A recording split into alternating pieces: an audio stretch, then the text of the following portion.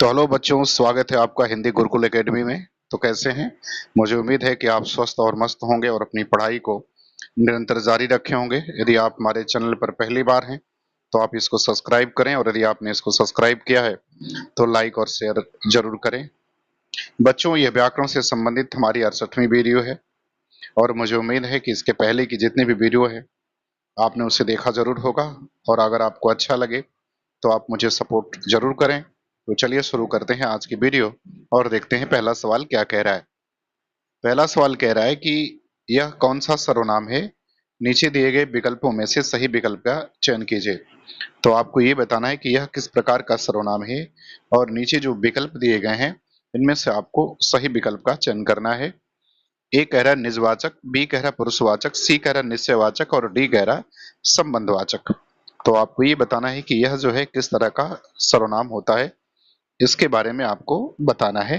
तो बच्चों, यह किस तरह का सर्वनाम है? तो बच्चों, यह एक निश्चयवाचक सर्वनाम है, अर्थात पहले का उत्तर सी जो है वो सही हो जाएगा। चलिए अब हम लोग बात करते हैं सवाल नंबर दूसरे की। सवाल नंबर दूसरे में कह रहा है कि निम्नलिखित में से कौन सा सर्वनाम पद है, चिन्हित कीजिए। तो आपको नीचे सर्वनाम पद को चिन्हित करना है। ए कह रहा है राधा, बी कह रहा है वह, सी कह रहा है सुंदर, और डी कह रहा है विभीषण। तो आपको सर्वनाम पद का क्या करना है? सर्वनाम पद का चयन करना है। किस पद का चयन करना है? तो सर्वनाम पद का जो है आपको चयन करना है। कौन सा पद जो है वो सर्वनाम पद है? तो बच्चों, वह जो है वो सर्वनाम पद है। तो दूसरे का बी ऑप्शन जो है वो सही हो जाएगा। चलिए अब हम लोग बात करते हैं सवाल नंबर तीसरे की।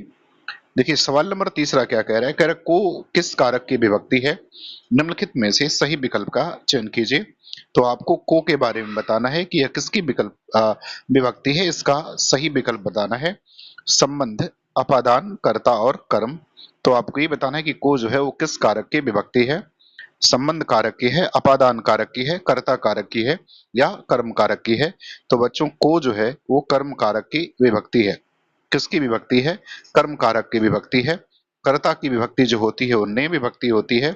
संबंध की का के की होती है, रारे री होती है। और अपादान की विभक्ति जो है उससे होती है पृथकता के अर्थ में। चलिए अब हम लोग बात करते हैं सवाल नंबर 4 की। सवाल नंबर चौथे में कह रहा है कि हिंदी में शब्दों का लिंग निर्धारण किसके आधार पर होता है, निम्नलिखित विकल्पों में से सही विकल्प को चिन्हित कीजिए। तो आपको ये बताना है कि हिंदी में लिंग का निर्धारण जो है वो किसके आधार पर किया जाता है। आपको इन विकल्पों में से सही विकल्प का चुनाव करना है। ए कह रहा है संज्ञा, बी कह रहा है विशेषण, सी कह रहा है क्रिया, और डी कह रहा है सर्वनाम। तो आपको ये बताना है कि शब्दों का लिंग निर्धारण जो है वो किसके आधार पर किया जाता है।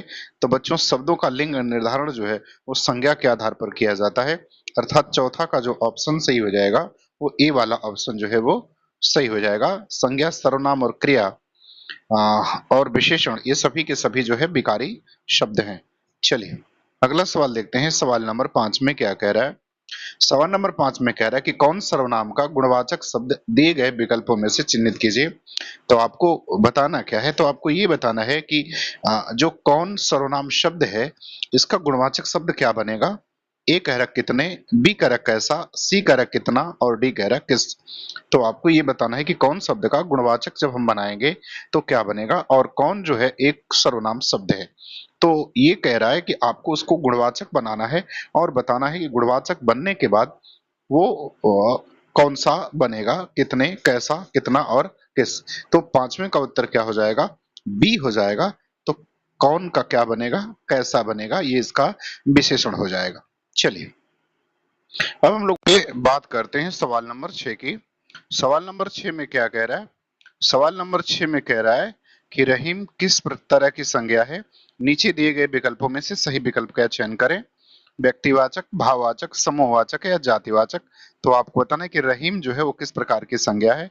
तो बच्चों, रहीम जो है वो व्यक्तिवाचक संज्ञा है, अर्थात छठवें का पहला वाला ऑप्शन जो है वो सही हो जाएगा।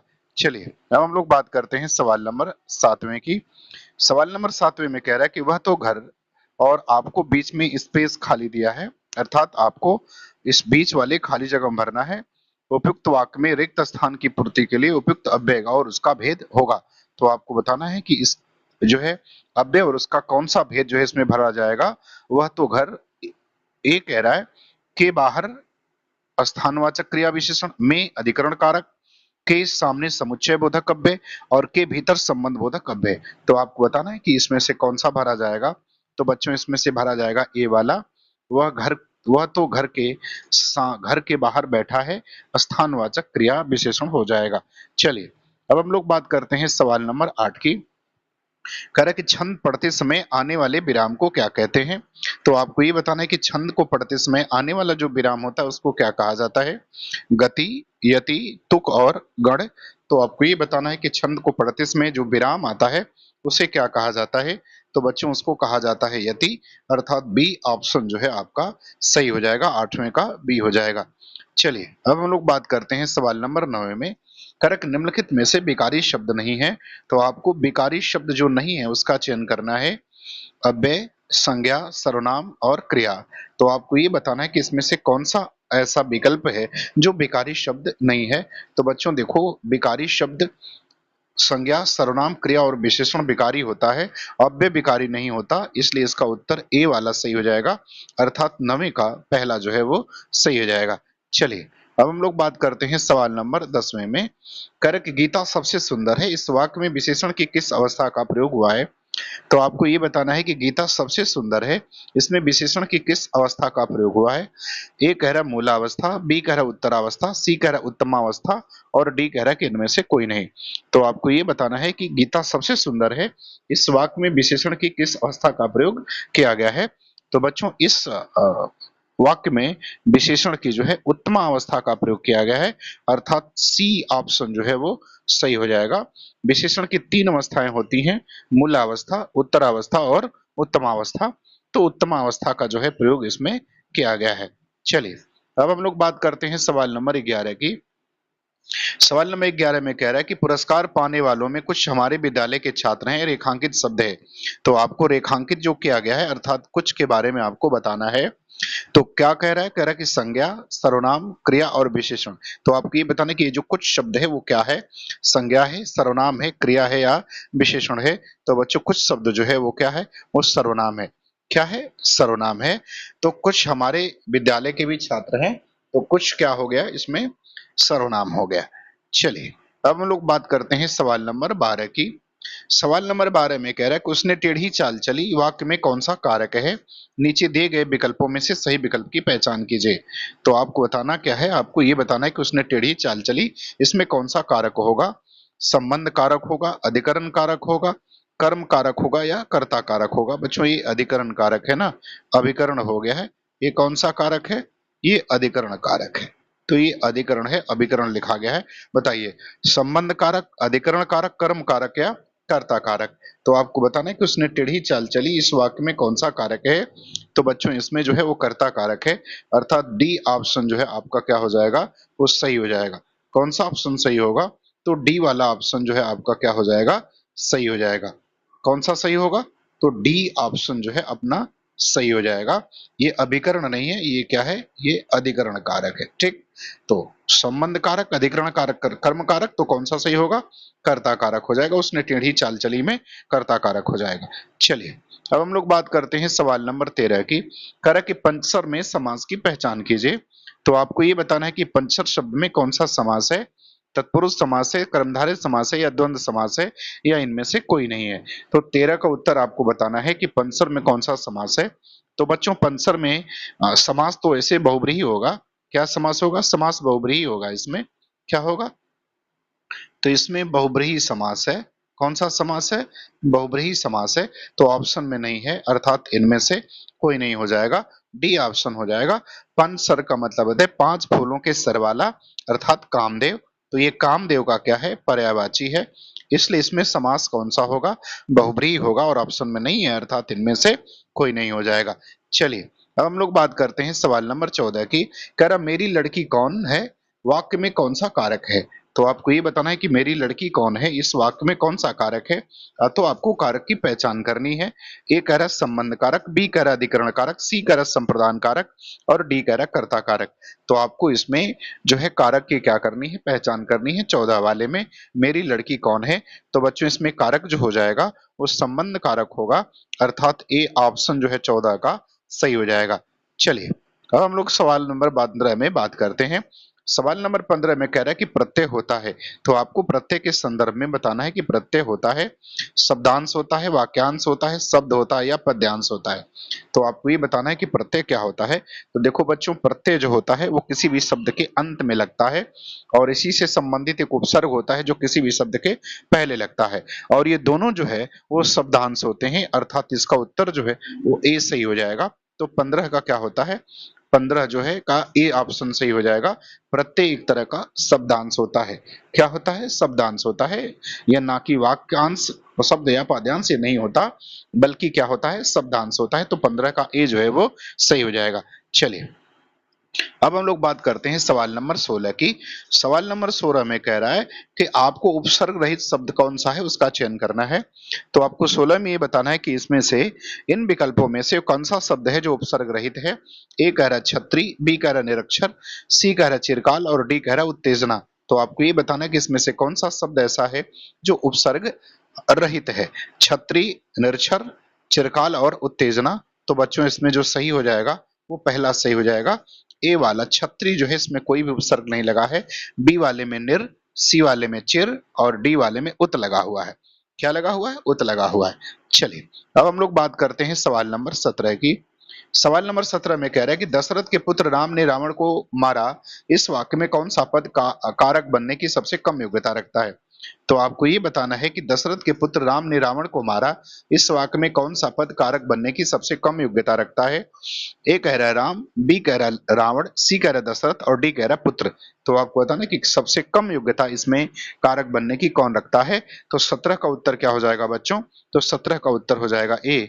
यह जो है इसमें सबसे कम योग्यता रखता है कारक बनने की। तो 17 का विकल्प नंबर ए सही हो जाएगा, अर्थात राम जो है इसमें कारक बनने की सबसे कम योग्यता रखते हैं। चलिए अब हम लोग बात करते हैं सवाल नंबर 18 की। कह रहा है कि भरत मुनि के अनुसार रसों की संख्या है। तो आपको ये बताना है कि भरत मुनि के अनुसार रसों की संख्या कितनी है। ए कह रहा है 7, बी कह रहा है 10, सी कह रहा है 8 और डी कह रहा है 11। तो आपको भरत मुनि के अनुसार रसों की क्या बतानी है, संख्या बतानी है। तो बच्चों भरत मुनि ने अपने नाट्य शास्त्र में रसों की संख्या 8 बताई है। कितनी बताई है, 8 बताई है। इसलिए रसों की संख्या भरत मुनि के अनुसार कितनी हो जाएगी, 8 हो जाएगी। तो 18 का उत्तर 8 हो जाएगा।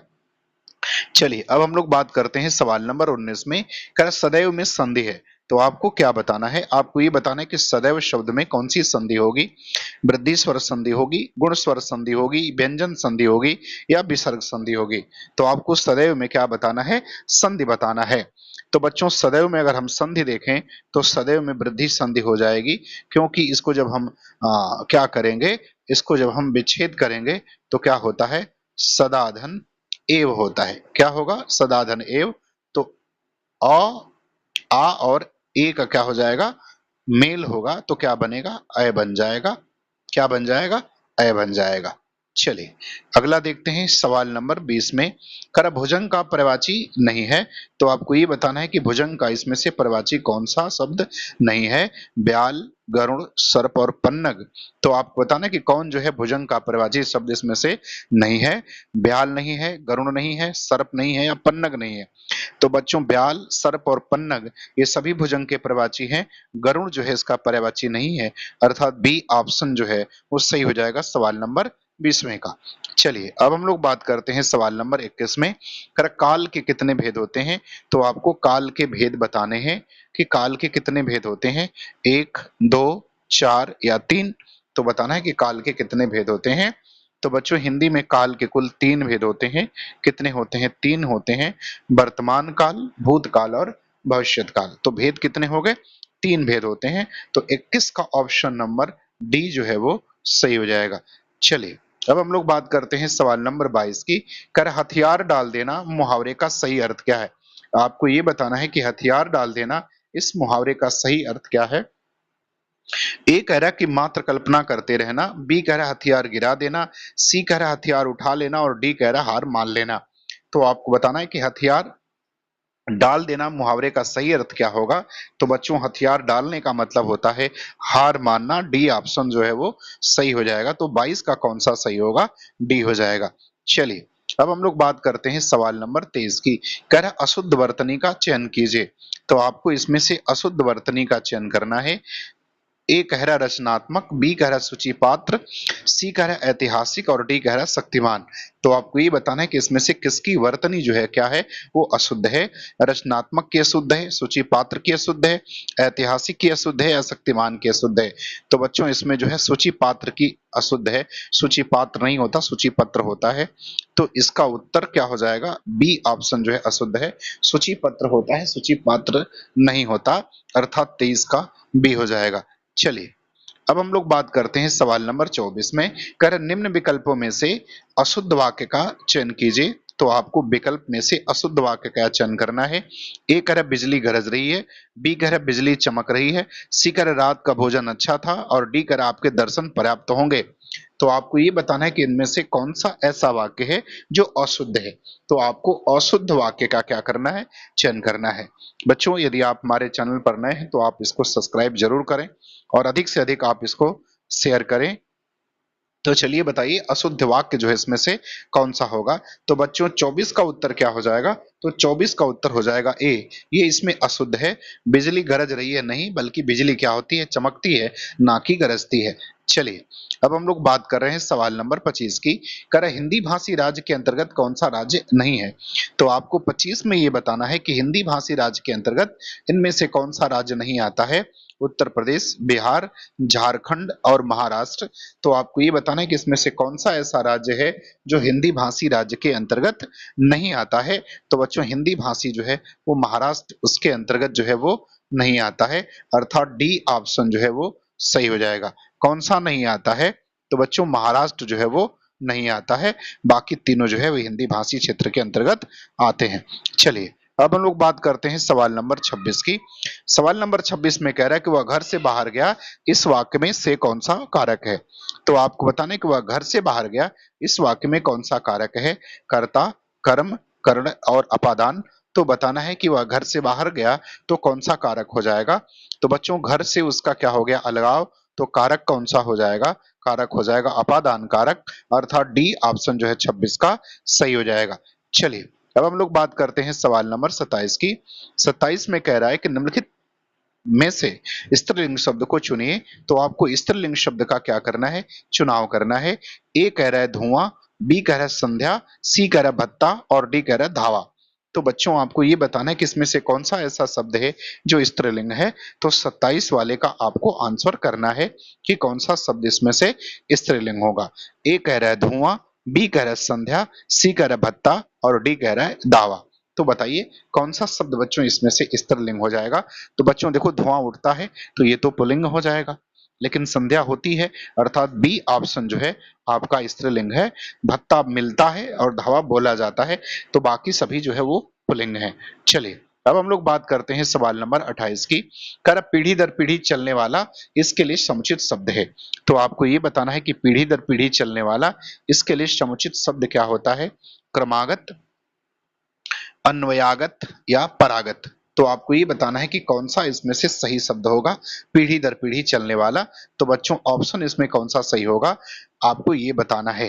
क्रमागत सही होगा या अन्वयागत सही होगा या परागत सही होगा या इनमें से कोई नहीं सही होगा। तो आपको बताना है कि इसका समुचित जो है अर्थ एक शब्द में क्या बनेगा। तो बच्चों इसका अर्थ क्या बनेगा? इसका बन जाएगा बी। हाँ अन्वयागत इसको कहते हैं, क्रमागत जो क्रम से चलता है। परागत का मतलब होता है कि मरा हुआ या जो दूर चला गया उसको हम परागत कहते हैं। चलिए अब हम लोग बात करते हैं सवाल नंबर 29 की। करक जहां उपमेय पर उपमान का आरोपण हो वहां कौन सा अलंकार होता है।